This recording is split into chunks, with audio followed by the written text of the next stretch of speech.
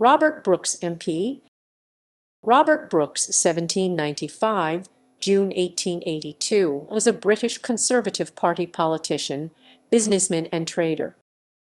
Family: born in Laceby, Lincolnshire, and baptized there at St. Mary's Church on 5 April 1791, Brooks was the son of yeoman farmer William Brooks and an ostler. In 1833 he married Hannah, daughter of wine merchant Joshua Penny, and they 5 sons including Robert Alexander, Henry and Herbert, and 3 daughters. Shipping business. Brooks was first apprenticed to hull timber merchant and shipowner John Barkworth, under whom he travelled as supercargo to Mauritius in 1814 and India between 1818 and 1819, both times Barkworth's Elizabeth. Between the 1830s and 1870s, he became one of the leaders of trade between Britain and Australia, with some connection found between his own career involving exporting, importing, shipping, finance, banking, and political lobbying, including promoting assisted emigration and the development of the colonial Australian economy. In 1820, he established his own London-based firm, and in 1823 he made his first and only trade voyage to Australia, traveling aboard the Elizabeth, now his ship, to Hobart and Sydney. During the 1830s, he established business connections in eastern Australia and New Zealand, including Robert Campbell, Jr., John Rickards, and Raine and Ramsay, and became one of the largest importers of Australian wool.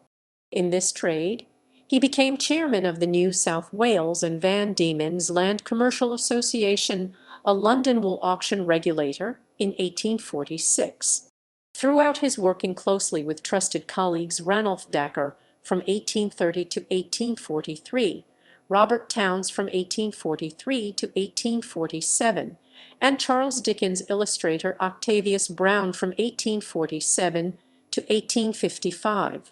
During his commercial ventures, he built a 12-ship fleet, including a number of whaling vessels, reaching over 5,000 tons, but in the 1850s, his interest in shipping diminished, and new investments in ships were only in those directed by business associates. Instead, he focused on financing the wool trade and other Australian ventures, including gold mining.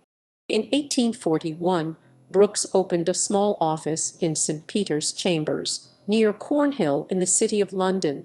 In 1855, he entered into partnership with Robert Spence, with the firm becoming known as Robert Brooks and Company.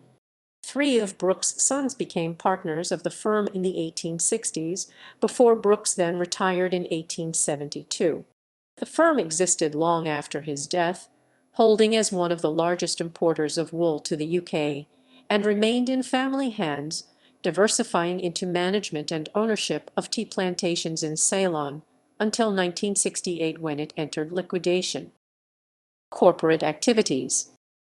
Outside of his own business, between 1837 and 1876, Brooks was a founding director of the Union Bank of Australia, a forerunner of the Australia and New Zealand banking group, where he was a proponent of private merchants. He was also a director of the London Dock Company, the Southern Whale Fishery Company, and the Great Eastern Steam Navigation Company. He was also a director of a number of insurance and mining companies and other abortive steamshipping ventures, and actively worked to maintain synergistic relationships between Australian trade companies and colleagues in the City of London. Political career. In 1859, Brooks was persuaded by Conservative colleagues to stand for election in Weymouth and Melcombe Regis, who cited his maritime aura as a positive factor. He then won the seat, holding it as a backbencher until 1868, when he did not seek re-election.